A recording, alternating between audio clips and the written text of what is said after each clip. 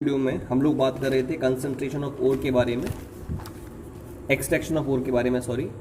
तो मैंने आपको बताया था कि ओर का जब भी किसी पर्टिकुलर ओर से हम मेटल का एक्सट्रैक्शन करते हैं तो उसको एक्सट्रैक्शन के बहुत सारे स्टेप्स हैं और अलग अलग ओर के एक्सट्रैक्शन में अलग अलग मेथड्स को हम लोग यूज़ करते हैं। सबसे पहले जो ओर होता है ना उसका हम करते हैं कंसंट्रेशन। कंसंट्रेशन का मतलब ओर के साथ जो भी इम्प्योरिटीज़ एसोसिएटेड हैं उन इम्प्योरिटीज़ को सबसे पहले रिमूव किया जाता है। It is called as concentration.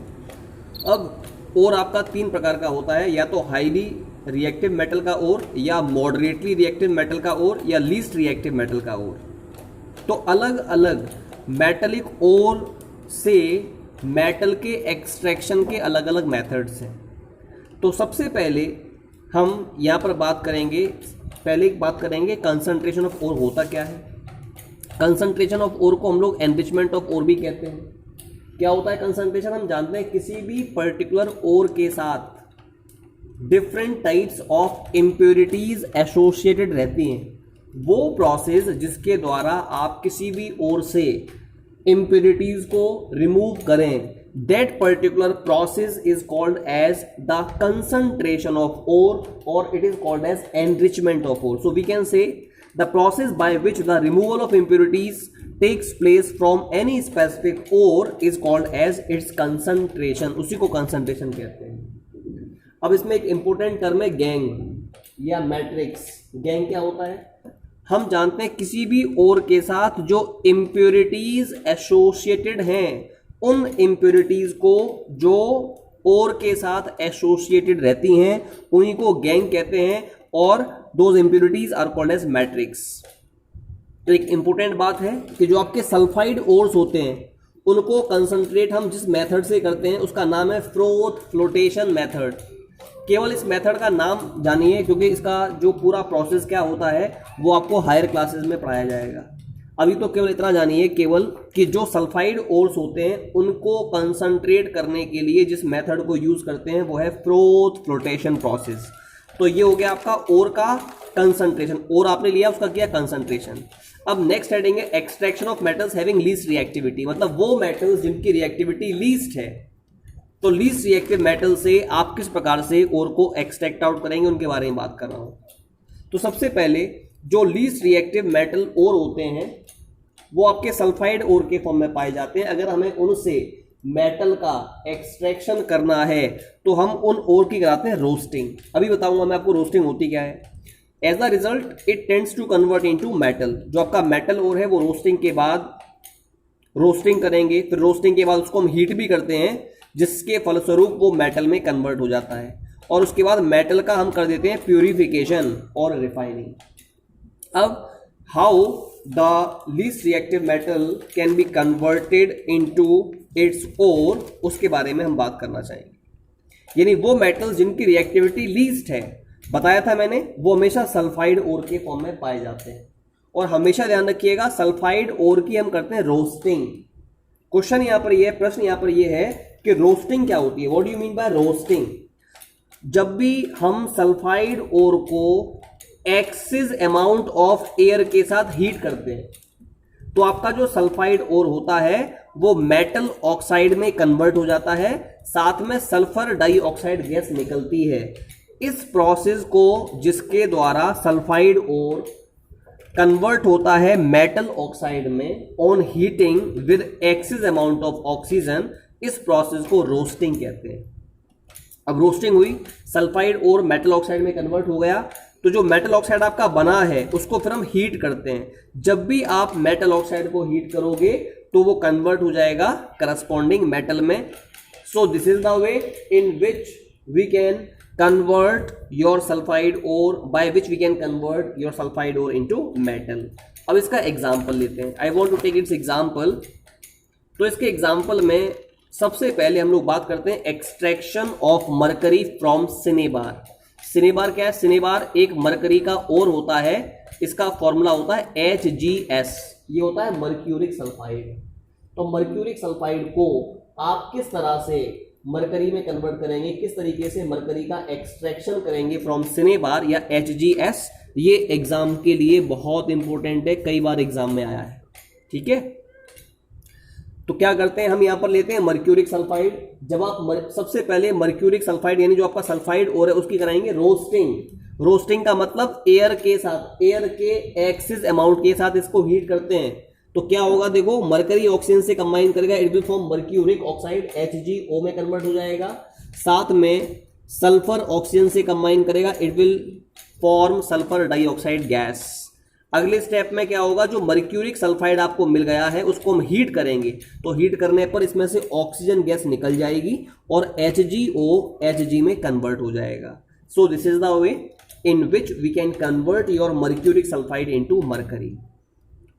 इसके बाद एक और एग्जांपल है, that is extraction of copper from its sulphide ओर।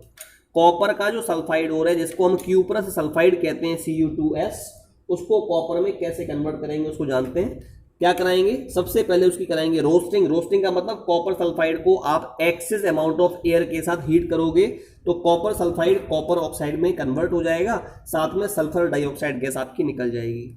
ये जो कॉपर है वो ऑक्सीजन से कंबाइन कर रहा है, कॉपर ऑक्साइड बना रहा है, सल्फर और ऑक्सीजन कंबाइन कर रहे हैं, SO2 बना रहे हैं। अब क्या होगा, जो Cu2O बना है वो अनरिएक्टेड कॉपर सल्फाइड से कंबाइन करेगा। ऐसा नहीं होता इसमें कि मर्क्यूरिक सल्फाइड जितना आपने लिया था वो पूरा का पूरा यहां पर ऑक्सीजन से कंबाइन करे, तो उसका कुछ अमाउंट कंबाइन करता है, बनाता है कॉपर ऑक्साइड। जो कॉपर ऑक्साइड बना वो अनरिएक्टेड कॉपर सल्फाइड से कंबाइन करेगा।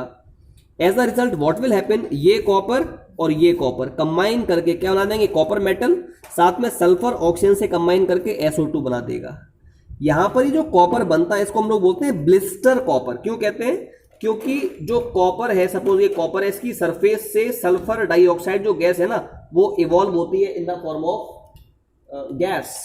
एज अ रिजल्ट इसकी सरफेस पर बहुत छोटे छोटे से होल्स, छोटे छोटे से जो ब्लिस्टर्स हैं वो क्रिएट हो जाते हैं। इस वजह से इस कॉपर को, जो कॉपर आपका बना है उसको हम लोग ब्लिस्टर कॉपर कहते हैं। तो ये हमने पहला एक्सट्रैक्शन प्रोसेस के बारे में हमने बात की, जिसमें हम मेटल, वो मेटल जिसकी रिएक्टिविटी कम है, ऐसे मेटल ओर से मेटल का एक्सट्रैक्शन करते हैं। अब इसके बाद जो सेकंड मेथड आएगा वो आएगा extraction of metal of moderate reactivity. मतलब ऐसा मेटल जिसकी रिएक्टिविटी मॉडरेट है, ना तो बहुत अधिक है रिएक्टिविटी ना बहुत कम है, यानी मॉडरेटली रिएक्टिव मेटल के ओर से आप मेटल का एक्सट्रैक्शन कैसे करेंगे उसके बारे में बात करेंगे। ठीक है, तो क्या करते हैं, ऐसे मेटल्स जिनकी रिएक्टिविटी मॉडरेट होती है, या तो वो कार्बोनेट ओर के फॉर्म में पाए जाते हैं या वो सल्फाइड ओर के फॉर्म में पाए जाते हैं। अगर वो कार्बोनेट ओर के फॉर्म में प्रेजेंट है तो उनका करते हैं कैल्सिनेशन, और अगर वो सल्फाइड ओर के फॉर्म में प्रेजेंट है तो उनका करते हैं रोस्टिंग। तो जब भी आप कार्बोनेट ओर का कैल्सिनेशन करते हैं या सल्फाइड ओर की रोस्टिंग करते हैं तो उसके फलस्वरूप आपका सल्फाइड ओर या कार्बोनेट जो ओर होता है वो मेटल ऑक्साइड में कन्वर्ट हो जाता है। अब जो मेटल ऑक्साइड आपको मिल गया उसका हम करते हैं रिडक्शन, जिसके फलस्वरूप मेटल ऑक्साइड मेटल में कन्वर्ट हो जाता है। और लास्ट में जब आपको मेटल मिल जाता है तो उसका हम कर देते हैं purification. So this is the way, this is the method by which metal of moderate reactivity can be extracted from its ore. अब कैसे करेंगे इसको, उसको जानते हैं। How we can extract out the metal of moderate reactivity. हमें पता है कुछ मेटल्स हैं जैसे कि जिंक, लेड और आयरन, ये मॉडरेटली रिएक्टिव मेटल्स होते हैं। इनकी रिएक्टिविटी ना तो बहुत अधिक होती है ना बहुत कम होती है, ये मॉडरेटली रिएक्टिव मेटल्स होते हैं। ये या तो प्रेजेंट होते हैं कार्बोनेट ओर के फॉर्म में या ये प्रेजेंट होते हैं सल्फाइड ओर के फॉर्म में। ठीक है, हमेशा ध्यान रखिएगा, जो आपके कार्बोनेट ओर होते हैं उनका तो हम करते हैं कैल्सिनेशन, उनका होता है कैल्सिनेशन, और जो आपके सल्फाइड ओर होते हैं ना उनका होता है roasting. This is the thing that you have to keep into your mind. हमेशा कार्बोनेट ओर का कैल्सिनेशन होगा और जो सल्फाइड ओर होंगे ना उनका क्या होगा, उनका रोस्टिंग होगा। अब क्वेश्चन यहां पर यह है कि कैल्सिनेशन होता क्या है और रोस्टिंग क्या होता है। वैसे रोस्टिंग मैंने बता दी है, अब मैं कैल्सिनेशन की बात करता हूं। जब भी हम कार्बोनेट ओर को एयर की एब्सेंस में हीट करते हैं, मैंने बताया हमने कार्बोनेट ओर लिया, उसको हीट किया एयर की एब्सेंस में या in the presence of limited amount of air, तो क्या होता है, तो आपका जो कार्बोनेट ओर है ना वो ऑक्साइड ओर में कन्वर्ट हो जाता है, साथ में कार्बन डाइऑक्साइड गैस निकलती है। इस प्रोसेस को कैल्सिनेशन कहते हैं। This process is called as calcination. तो एग्जाम में काफी बार आता है कि कैल्सिनेशन क्या होता है। वो प्रोसेस जिसमें हम कार्बोनेट ओर को अगर हम हीट करें इन एब्सेंस ऑफ एयर और in the limited supply of air, और वो कार्बोनेट ओर कन्वर्ट हो जाए ऑक्साइड ओर में, साथ में कार्बन डाइऑक्साइड निकल जाए, तो इस प्रोसेस को बोलते हैं कैल्सिनेशन प्रोसेस। जैसे एग्जांपल लिया, अगर हम जिंक कार्बोनेट लें, उसको कराएं हीट, तो जिंक और ऑक्सीजन कंबाइन करेगा, it will form zinc oxide, साथ में कार्बन डाइऑक्साइड गैस आपकी निकल जाएगी। It is the example of calcination process. Roasting भी एग्जाम में पूछते हैं काफी, ये भी इंपॉर्टेंट है। क्या होता है रोस्टिंग, बताया था मैंने कि जब भी सल्फाइड ओर को एक्सेस अमाउंट ऑफ एयर के साथ हीट करते हैं तो जिंक और ऑक्सीजन कंबाइन करता है, जिंक ऑक्साइड बनाएगा, साथ में सल्फर और ऑक्सीजन कंबाइन करेगा, it will produce sulphur dioxide, and this process is called as roasting. क्या है roasting? When sulfide ore is heated in the excess amount of air, it tends to form zinc oxide or metal oxide as well as sulfur dioxide, and this process is called as roasting. Example is, जब zinc sulphide लें, oxygen से इसके presence में इसको heat करवाएंगे तो ये बनाएगा क्या, जिंक ऑक्साइड और सल्फर डाइऑक्साइड। अब जो यहां पर मेटल ऑक्साइड बना है either by the calcination process और बाई द रोस्टिंग प्रोसेस, जो भी मेटल ऑक्साइड यहां पर बनता है उसको आप किसी सूटेबल रिड्यूसिंग एजेंट के साथ ट्रीट कराते हैं। किसके साथ कराएंगे ट्रीट? सूटेबल रिड्यूसिंग एजेंट के साथ, जिससे ये जो रिड्यूसिंग एजेंट होगा वो उस मेटल ऑक्साइड को करस्पॉन्डिंग मेटल में कन्वर्ट कर देगा। मैं एग्जांपल ले रहा हूं, जैसे जो जिंक ऑक्साइड बना था ना, यहाँ पर हम जो हमारा जिंक ऑक्साइड बना था इस प्रोसेस में, आइदर बाई कैल्सिनेशन और बाई रोस्टिंग, उसको आपने लिया, उसको कराया ट्रीट कार्बन के साथ, जो कि एक बहुत ही बढ़िया रिड्यूसिंग एजेंट है। तो कार्बन और ऑक्सीजन कंबाइन करेगा, it will form carbon dioxide, साथ में जो जिंक है वो यहां से निकल जाएगा। तो आपने देखा इस प्रकार से जिंक ऑक्साइड को हम बड़ी आसानी से जिंक मेटल में कन्वर्ट कर सकते हैं, साथ में कार्बन मोनोऑक्साइड गैस आपकी निकलती है। तो वही बताया, जब भी मेटल ऑक्साइड को किसी सूटेबल रिड्यूसिंग एजेंट के साथ ट्रीट करवाते हैं तो मेटल ऑक्साइड करस्पॉन्डिंग मेटल में कन्वर्ट हो जाता है, ठीक है। और साथ में यहां पर अगर हम कार्बन को as a reducing agent use कर रहे हैं तो यहां पर कार्बन मोनोऑक्साइड गैस निकलेगा। एक और तरीका है मेटल ऑक्साइड को मेटल में कन्वर्ट करने का। अगर आपने मेटल ऑक्साइड जो आपने बनाया है बाय कैल्सिनेशन और बाय रोस्टिंग, अगर आप उसकी रिएक्शन किसी मोर रिएक्टिव मेटल से कराएं, आपने लिया MnO2 मैंगनीज डाइऑक्साइड और उसकी रिएक्शन करा दी एल्यूमिनियम के साथ, तो क्या होगा, जो मोर रिएक्टिव मेटल है वो लेस रिएक्टिव मेटल को कर देगा डिस्प्लेस, मतलब ये यहां अटैच हो जाएगा और यहां से जो मेटल है वो निकल जाएगा। इट विल फॉर्म, जब एल्यूमिनियम यहां अटैच होगा, it will form aluminium oxide, जिसका फॉर्मूला होता है Al2O3। ठीक है, मैंने क्या बताया, जो आपने मेटल ऑक्साइड यहां पर लिया, उसको ट्रीट कराया मोर रिएक्टिव मेटल के साथ, तो जो मोर रिएक्टिव मेटल है वो लेस रिएक्टिव मेटल को कर देगा substitute, and it will form the metal oxide of more reactivity, साथ में मैग्नीशियम आपका अलग हो जाएगा। तो this is the way in which metal can be extracted out from its oxide when we are doing its reaction with more reactive metal. तो जो metal oxide है उसको मेटल में कन्वर्ट करने के दो तरीके हैं, या तो किसी सूटेबल रिड्यूसिंग एजेंट के साथ ट्रीट कराइए या मोर रिएक्टिव मेटल के साथ उसकी रिएक्शन कराइए, तो आपका जो मेटल ऑक्साइड है वो करस्पॉन्डिंग मेटल में कन्वर्ट हो जाता है। अब इसमें एक बहुत ही इंपॉर्टेंट प्रोसेस है, that is called as thermite process और थर्मिट रिएक्शन। क्या होती है थर्मिट रिएक्शन? अगर हम आयरन ऑक्साइड की रिएक्शन एल्यूमिनियम से कराएं तो जो एल्यूमिनियम होता है ना वो आयरन के कंपैरिजन में ज्यादा रिएक्टिव होता है, तो क्या करेगा, ये आयरन को हटा देगा और खुद जाकर के आयरन की जगह पर अटैच हो जाएगा।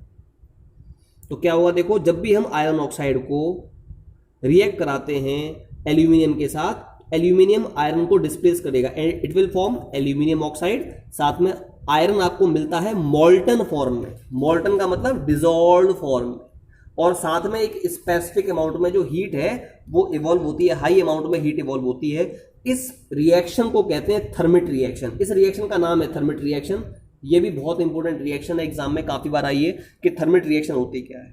ठीक है, इसमें हाई अमाउंट में हीट आपकी इवॉल्व होती है और इस रिएक्शन को हम लोग यूज करते हैं इन जॉइनिंग द रेलवे ट्रैक्स। जो रेलवे ट्रैक होते हैं उनको ज्वाइन करने में, या जो क्रैक्ड मशीन पार्ट्स होते हैं उनको ठीक करने में, उनको ट्रीट करने में इसको यूज किया जाता है। तो यहां पर हमने इस टॉपिक को कंप्लीट किया है, यानी आज हमने डिस्कस किया the extraction of metals having least reactivity as well as moderate reactivity.